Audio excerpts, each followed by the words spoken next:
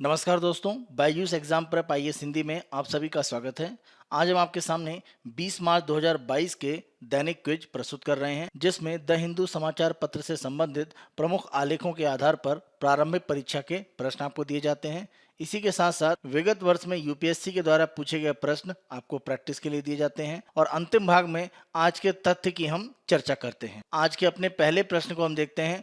कुतुब शाही राजवंश के संबंध में निम्नलिखित कथनों पर विचार कीजिए। पहला, बड़ी बावली कदम कुआं का निर्माण कुतुब शाही राजवंश के जमशेद कुली कुतुब शाह ने करवाया था। बड़ी बावड़ी का निर्माण कुतुब शाही राजवंश के जो संस्थापक थे सुल्तान कुतुबुल मुल्क उनके द्वारा कराया गया था, न कि जमशेद कुली कुतुब शाह के द्वारा। इस आधार पर पहला कथन गलत है। दूसरा, जब मुगल सम्राट औरंगजेब ने सुल्तान अबुल हसन कुतुब शाह को बंदी बनाकर जीवन भर के लिए कारागार में डाल दिया तो इस राजवंश का अंत हो गया। 1686 में मुगल सम्राट औरंगजेब ने कुतुब शाही राजवंश के अंतिम शासक अबुल हसन कुतुब शाह को बंदी बनाकर कारागार में डाल दिया और इसी के साथ इस राजवंश का एक तरह से अंत माना जाता है। इस आधार पर दूसरा कथन हमारा सत्य है। पहला कथन असत्य है, दूसरा कथन सत्य। इस आधार पर हमारा उत्तर हो जाता है बी, केवल दो सत्य हैं। कुतुब शाही वंश या गोलकुंडा सल्तनत को गोलकुंडा सल्तनत के शासक परिवार के रूप में जाना जाता है। दक्षिणी भारत में शासन करने वाले ये शिया शासक प्रमुख रूप से तुर्कमेनिस्तान आर्मीनिया क्षेत्र से आए थे और यह प्रमुख रूप से तुर्कमेन जनजाति से संबंधित थे। इस राजवंश की स्थापना सुल्तान कुली कुतुब उल मुल्क ने 1518 में की थी और लगभग 171 वर्ष तक इनका शासन रहा और अंतिम रूप में सम्राट औरंगजेब के द्वारा इसके अंतिम शासन को बंदी बनाकर कैद में डालने के साथ ही यह राजवंश समाप्त हो गया। यहाँ पर बड़ा बावड़ी की यह तस्वीर है जिसका पुनरुद्धार किया गया है और यह गोलकुंडा किले के पास में ही स्थित है। इसकी स्थापना कुतुब शाही वंश के जो संस्थापक थे कुली कुतुब उल मुल्क उनके द्वारा की गई थी। यह प्रश्न हमने आपसे इसलिए पूछा है क्योंकि हैदराबाद के आसपास के क्षेत्र में स्थित जो भी प्रमुख बावड़ी हैं उनका तेजी से पुनरुद्धार किया जा रहा है। इसी कड़ी में अगर हम देखें तो कुतुब शाही बड़ा बावली का भी पुनरुद्धार किया गया है जिसकी तस्वीर हमने यहाँ पर देखी। आज के दूसरे प्रश्न को हम देखते हैं। गोल्डन लंगूर के संबंध में निम्नलिखित कथनों में से कौन सा या कौन से सही हैं? यह है। पहला, यह पश्चिमी घाट के लिए स्थानिक है। ध्यान रखें, यह पश्चिमी घाट के क्षेत्रों में नहीं पाया जाता है। प्रमुख रूप से अगर हम देखें तो भूटान में इनका क्षेत्र है। इसी के साथ साथ असम के कुछ जिलों में भी यह प्रमुख रूप से पाए जाते हैं, लेकिन पश्चिमी घाट में यह स्थानिक नहीं है। दूसरा, इसकी IUCN यानी international union for conservation of nature स्थिति गंभीर रूप से संकटग्रस्त है। ध्यान रखें, IUCN की रेड डाटा लिस्ट में इनको संकटग्रस्त यानी एंडेंजर्ड कहा गया है, इन्हें गंभीर रूप से संकटग्रस्त नहीं कहा गया है। इस आधार पर दूसरा कथन गलत हो जाता है। तीसरा, गोल्डन लंगूर अपने रोए या फर के रंग से आसानी से पहचाने जाते हैं जिसमें मौसम के अनुसार परिवर्तन होता रहता है। तीसरा कथन यहाँ पर आपका सत्य है, पहला और दूसरा गलत है। इस आधार पर हमारा उत्तर हो जाता है सी, केवल 3 सत्य हैं। गोल्डन लंगूर के संबंध में ध्यान रखें, भूटान के तिसरिंग, सारपांग, जेमगांग और ट्रोंगसा जिलों में वनों के प्रमुख क्षेत्रों में ये पाए जाते हैं।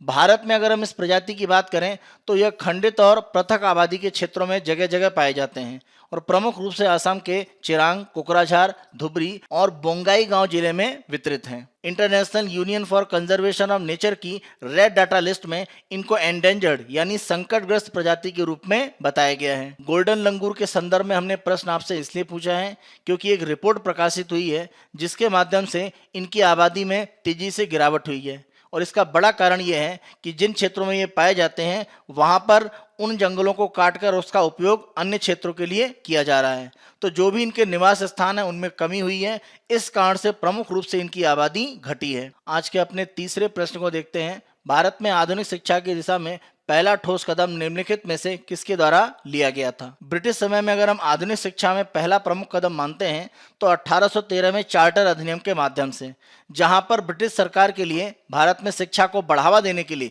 1 लाख रुपए व्यय करने का एक कोष बनाया गया। तो यह पहला प्रमुख प्रयास था। अगर हम वुड डिस्पैच की बात करें तो यह 1854 में आया था। इसी के साथ साथ अगर हम शिक्षा पर मैकाले का स्मरण पत्र की बात करें तो इसे 1835 में जारी किया गया था। हंटर शिक्षा आयोग ने 1882-83 में प्रमुख रूप से कार्य किया था और इसके द्वारा वुड्स डिस्पैच में जो भी शिक्षा को लेकर कार्य हुआ उसकी प्रमुख रूप से समीक्षा की गई।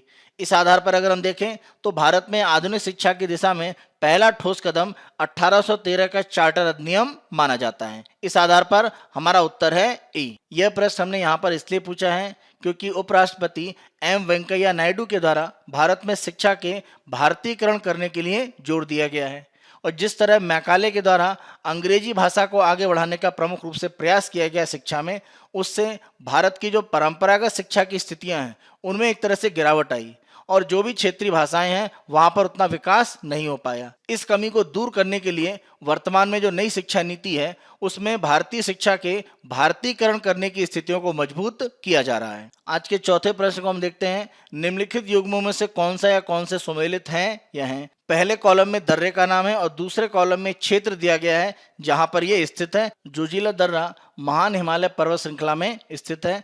इस आधार पर पहला हमारा मिलान सत्य है। दूसरा, बनिहाल दर्रा पीर पंजार पर्वत श्रृंखला में स्थित है और प्रमुख रूप से यह मध्य हिमालय का भाग है और इसके द्वारा एक तरह से कश्मीर घाटी का जो क्षेत्र है उसे मैदानी भागों से प्रमुख रूप से जोड़ा जाता है। इस आधार पर अगर हम देखें तो दूसरा भी हमारा मिलान सत्य है। तीसरा, फोतुला दर्रा श्रीनगर लेह राजमार्ग पर एक सर्वोच्च बिंदु है। तीसरा मिलान यहाँ पर सत्य है। चौथा, खारदुंगला दर्रा लद्दाख श्रेणी, यह भी सत्य है। खारदुंगला दर्रा विश्व का सबसे ऊंचा दर्रा है जहां पर मोटर वाहन संचालन की सुविधा उपलब्ध है। इस आधार पर चौथा मिलान भी हमारा सत्य है।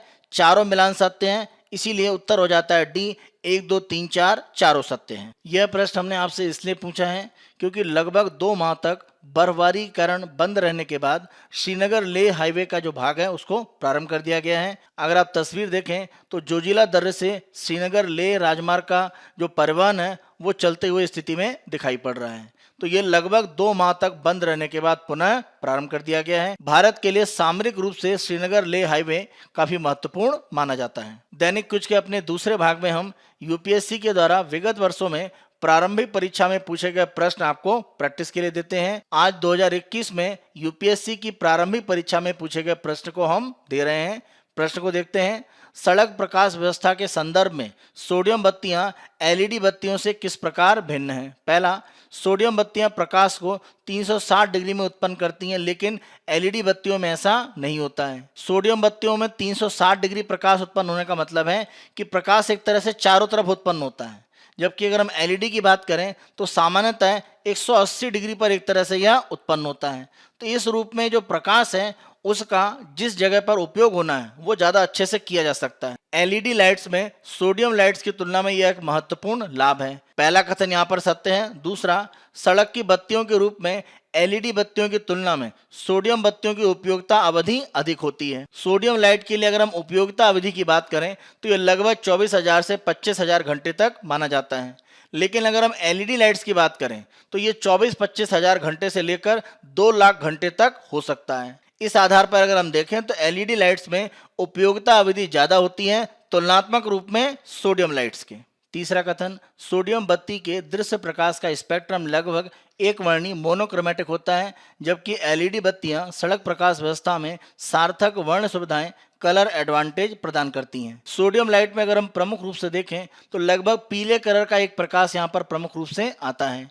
इस आधार पर इसका जो उपयोग है वो काफ़ी सीमित हो जाता है। इसके विपरीत अगर हम एलईडी लाइट की बात करें तो कम तापमान से उच्च तापमान पर जो भी एक तरह से प्रकाश होते हैं वह इसमें प्राप्त किए जा सकते हैं। इस आधार पर हम कह सकते हैं कि एलईडी लाइट में सड़क प्रकाश व्यवस्था में जो कलर एडवांटेज है या सार्थक वर्ण की जो सुविधाएं हैं वो सोडियम लाइट की तुलना में अधिक हैं।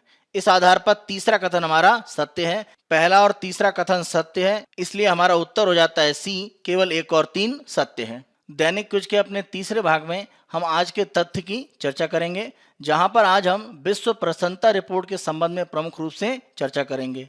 विश्व हैप्पीनेस रिपोर्ट या विश्व प्रसन्नता रिपोर्ट में भारत की स्थिति अगर हम देखें तो बहुत अच्छी नहीं है। पिछली रिपोर्ट से अगर हम तुलना करके देखें तो सुधार अवश्य है, लेकिन अगर हम दक्षिण एशिया में देखें तो अफगानिस्तान को छोड़कर अन्य जो प्रमुख देश है हमारे पड़ोसी, उनसे हमारी स्थिति बहुत अच्छी नहीं है। वर्ल्ड हैप्पीनेस रिपोर्ट को संयुक्त राष्ट्र सतत विकास समाधान नेटवर्क के द्वारा प्रकाशित किया जाता है। संयुक्त राष्ट्र सतत विकास समाधान नेटवर्क यानी SDSN sustainable development solution network, इसकी स्थापना 2012 में संयुक्त राष्ट्र महासचिव के तत्वाधान में प्रमुख रूप से की गई थी।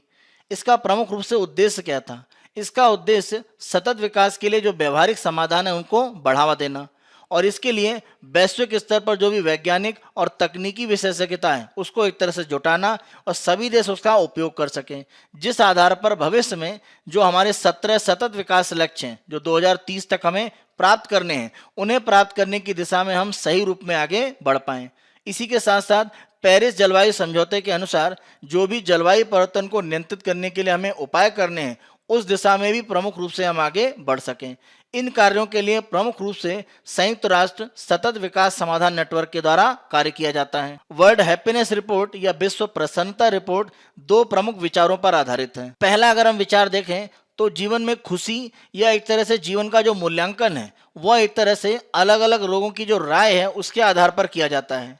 यानी सर्वेक्षण में अलग अलग लोगों के ओपिनियन या राय ली जाती है और उसके माध्यम से प्रमुख रूप से जीवन का मूल्यांकन या जो खुशी का स्तर है, प्रसन्नता का स्तर है, उसके बारे में एक आकलन किया जाता है। इस रिपोर्ट के माध्यम से उन तत्वों की पहचान भी की जाती है जो किसी भी देश में कल्याण और जीवन मूल्यांकन के लिए प्रमुख रूप से निर्धारक माने जाते हैं। इस रिपोर्ट में अलग अलग देशों में प्रति व्यक्ति वास्तविक जीडीपी जो है उसका आकलन देखा जाता है, सामाजिक समर्थन कितना है, अलग अलग जो सुधार है उनके लिए, स्वस्थ जीवन प्रत्याशा का स्तर क्या है, जीवन विकल्प बनाने की स्वतंत्रता कितनी है, उदारता और भ्रष्टाचार की धारणा को लेकर लोगों की राय क्या है। इन आधार पर जो भी अलग अलग तथ्य किसी देश में प्राप्त होते हैं उसके आधार पर किसी भी देश को वर्ल्ड हैप्पीनेस रिपोर्ट में एक रैंक दी जाती है। इन प्रमुख कारकों को आधार बनाकर जो अलग अलग देशों में एक सर्वेक्षण के माध्यम से राय प्राप्त की जाती है उसके आधार पर किसी भी देश को रैंक दी जाती है और रैंक के लिए 0 से लेकर 10 के बीच में जो अंक है वह किसी देश को दिया जाता है।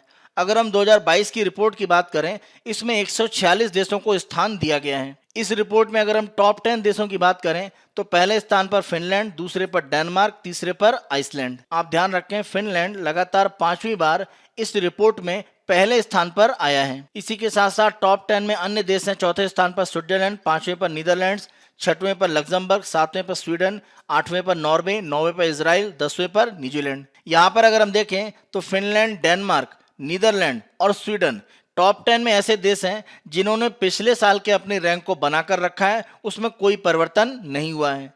भारत की अगर हम बात करें तो हमने अपनी रैंक में थोड़ा सुधार किया है। पिछली अगर हम रैंक की बात करें तो हमारी रैंक थी 139, अब हमने अपनी रैंक में 3 स्थान का सुधार किया है और हमारी रैंक 136 पर पहुंच गई है।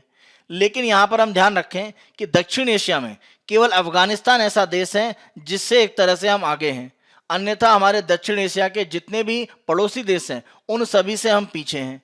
नेपाल 84 स्थान पर है, बांग्लादेश 94, पाकिस्तान 121, श्रीलंका 127। इस रिपोर्ट में 146 देश शामिल हैं और 146वें स्थान पर अगर हम देखें तो अफगानिस्तान है जहां पर तालिबान का शासन है। यह हमारा 20 मार्च 2022 का दैनिक क्विज है।